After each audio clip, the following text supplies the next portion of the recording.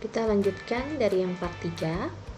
Untuk pengertian dari setiap simbol itu kita bisa mengatakan bahwa high relationship atau yang bulat dan titik ini kita anggap sebagai angka 5, medium itu atau bulat adalah angka 3, dan low itu adalah angka atau titik itu adalah angka 1. Ya, ini akan mempengaruhi di bagian peringkat bobot. Tapi sebelum itu kita akan melanjutkan dulu terkait hubungan antar kemampuan ya. Jadi di perusahaan sendiri kita harus memikirkan terkait sebenarnya setiap aspek teknis ini ada hubungannya nggak ya gitu. Jadi misalnya low electricity requirement ya berarti dia di area ini. Ya. Nah di sini juga ada semacam secara tidak langsung ada semacam kotak ya kan. Kotak ini sama dengan yang warna merah. Jadi intinya setiap kotak itu adalah pertemuan dari kedua hal ya. Yaitu misal bagian ini adalah bagian low electricity requirement. Yang ini misal bagian aluminium komponen gitu ya. Nah, misalnya kita lihat yang low electricity requirement. Nah, kotak yang pertama di sini itu adalah hubungan antara low electricity requirement dengan aluminium komponen. Kalau memang tidak ada ya jangan diisi, tidak perlu. Lalu misalnya kotak yang kedua di sini. Kotak yang kedua ini merupakan pertemuan antara low electricity requirement dengan autofocus. Ya, jadi kita melihatnya serong seperti ini ya. Nah, terus menurut kalian ini ada hubungannya? Kalian ini ngomongin soal kabel-kabelan gitu. Biasa perkabelan itu satu departemen, satu divisi, atau misalnya di dalam satu tempat perakitan juga barengan, misalnya kayak gitu. Jadi kita pasti misalnya hubungannya sangat tinggi, misalnya kayak gitu. Ya. Terus low electricity requirement dengan auto exposure. Nah ini adalah pertemuannya di sini. Oh sangat tinggi juga sama dengan autofocus. Penjelasannya misalnya kayak gitu. Oke. Terus low electricity requirement yang bagian sini dengan high number of pixel. Jadi ini pertemuannya di sini. Oh ini juga tinggi. Gitu. Terus low electricity requirement dengan kalau yang tempat ini adalah pertemuannya dengan ergonomic design. Oh ternyata tidak ada. Ya jadi itu yang dilakukan juga untuk bagian atap ini. Setelah kita mengetahui bagian 5, kita mencoba menghitung nomor 6 tentang peringkat bobot ya, importance ratingnya. Kita coba mencari important ratings di bagian low electricity requirement. Jadi ini melihat berdasarkan kolom. Nah, nilainya di sini kita dapat dari mana? Kok ada tiba-tiba 22 gitu ya. Nah, caranya adalah poin kedua kita kalikan dengan si poin keempat. Jadi kayak gini. Kan tadi saya bilang titik adalah 1, bulat adalah 3, bulat dan titik adalah 5. Jadi 3 kali 1 kita tambahkan dengan 4 kali 1, kita tambahkan dengan 5 kali 3, kita tambahkan dengan 2 kali 0, tambahkan dengan 1 kali 0 gitu. Ya 3 kali 1 kan 3, tambahan 4 kali 1 kan 4, berarti 3 tambah 4 7. Lalu 5 kali 3 itu adalah 15. Berarti 7 tambah 15 adalah 22. Ya, ini kan 0 ya. Mau dikalikan dengan berapapun tetap 0. Berarti nilai important ratings untuk low electricity requirement itu adalah 22. Misalnya seperti itu. Lalu misalnya contohnya yang aluminium komponen gitu ya. Berarti 3 kali dengan 3 yaitu 9. Nah, ini kan kebetulan kosong nih ya. Kosong kan pasti nilainya 0. Kalau nilainya 0 ya nggak usah kalian kalikan, udah tahu ini kan 0 tambah 0 tambah 0 tambah 0 gitu ya. Jadi 9 tambah 0 adalah 9. Jadi bobot untuk aluminium komponen itu adalah 9. Begitu terus untuk yang sampai ergonomic design. Kita coba hitung berapa sih peringkat bobotnya. Nah, artinya apa? Kalau kita lihat ini ya, berarti semakin besar bobotnya, itu berarti semakin sangat penting lah istilahnya hal itu untuk produk yang akan kita buat. Jadi kalau kita lihat di sini berarti produk yang harus kita buat ya, kalau mau sesuai dengan keinginan konsumen ya, dengan hubungan yang udah kita coba cek itu ya. Berarti yang paling penting itu adalah high number of pixel. Apakah yang lainnya tidak penting gitu? Sama-sama penting, cuman kita akan melihat bahwa kalau secara tingkat peringkatnya, yang pertama kan kita pikirkan tentang high number of pixel, gimana caranya ya biar number of pixel kita tinggi. Lalu berikutnya misalnya ini kebetulan sama-sama angkanya 27, berarti autofocus dan auto exposure harus kita pikirkan juga secara matang gitu ya.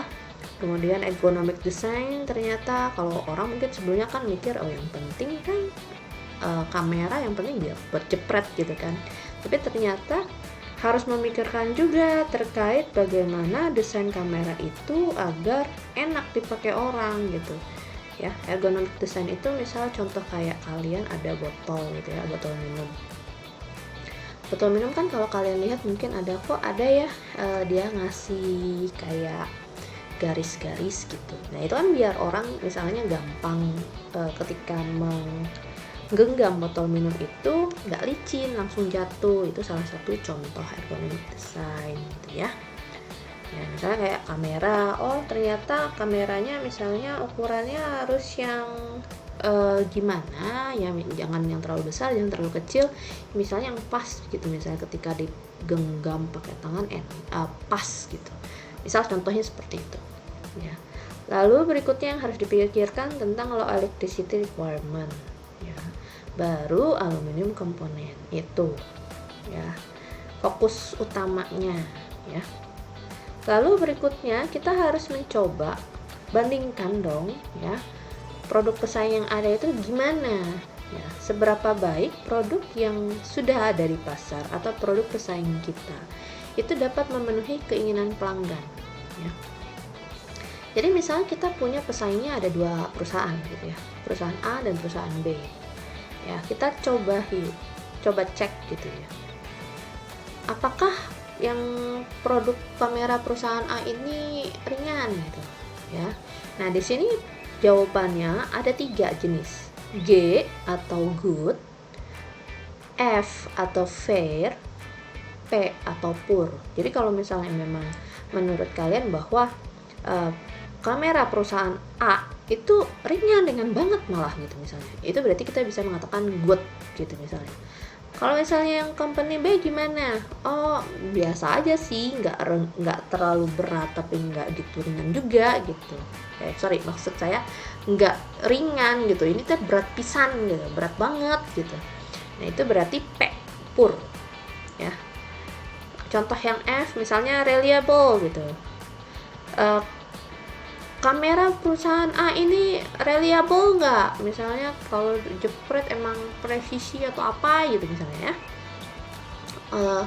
Ya sedang lah, sesuai dengan kelasnya lah gitu. Misalnya menurut kita nggak yang presisi banget, tapi nggak yang susah banget gitu misalnya, itu fair ya gitu ya. Ini setiap keinginan kita bandingkan dengan si pesaing kita.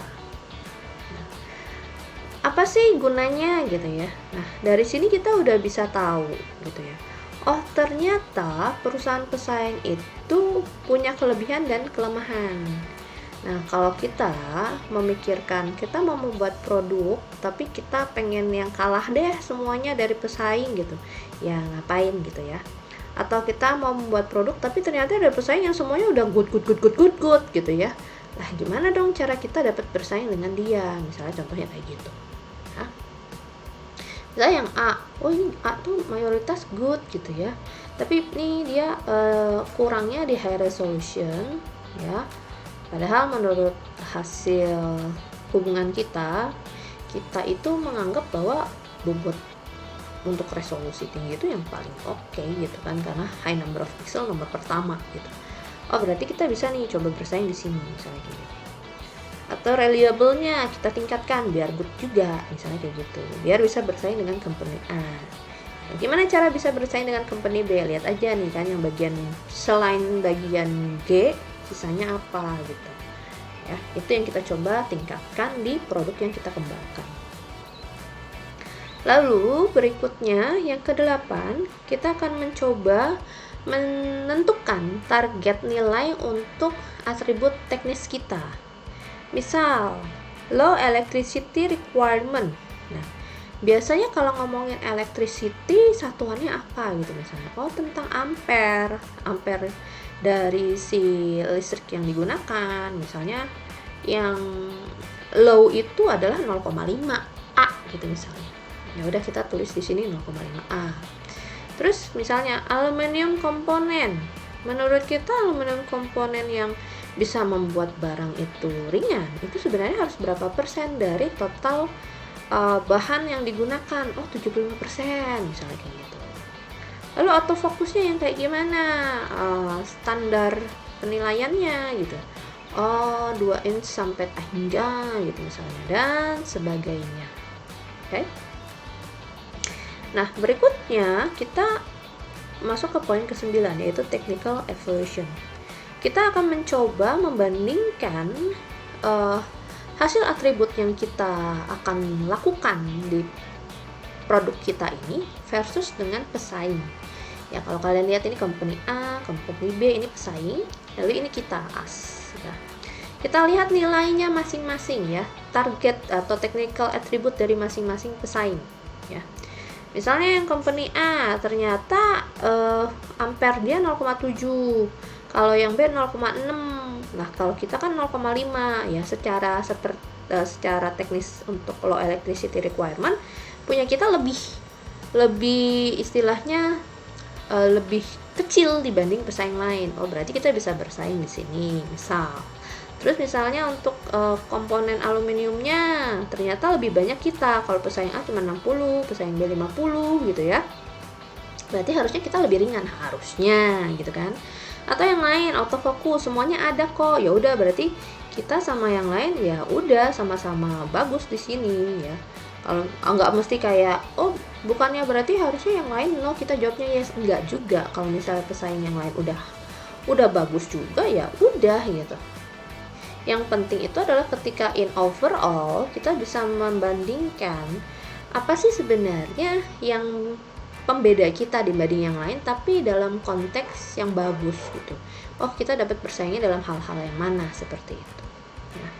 Nah, ini adalah contoh host of quality dari pembuatan kamera.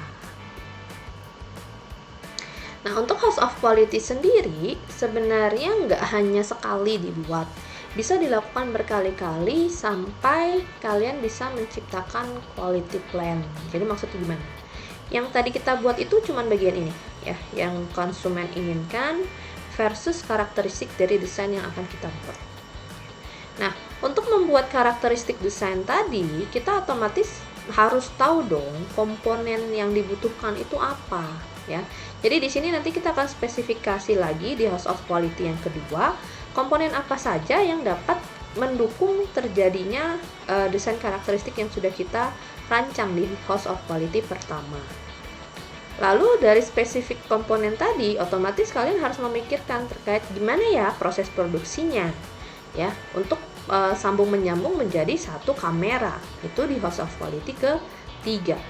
Nah, kalau udah tahu tentang proses produksi, kita harus memikirkan tentang bagaimana kalian memikirkan kualitasnya agar terjaga gitu ya. Nah, itu di host of quality ke-4. Nanti misalnya ngomongin kualitas lagi, kalian bikin host of quality ke-5 misalnya terkait pendistribusian atau bagaimana ya, misalnya contohnya kayak gitulah. Ya, jadi itu host of quality itu bisa banyak kalian buatnya, nggak cuma sekali udah selesai sisanya nggak tahu mau bikin gimana, nggak ya. Jadi ini sebenarnya berjenjang.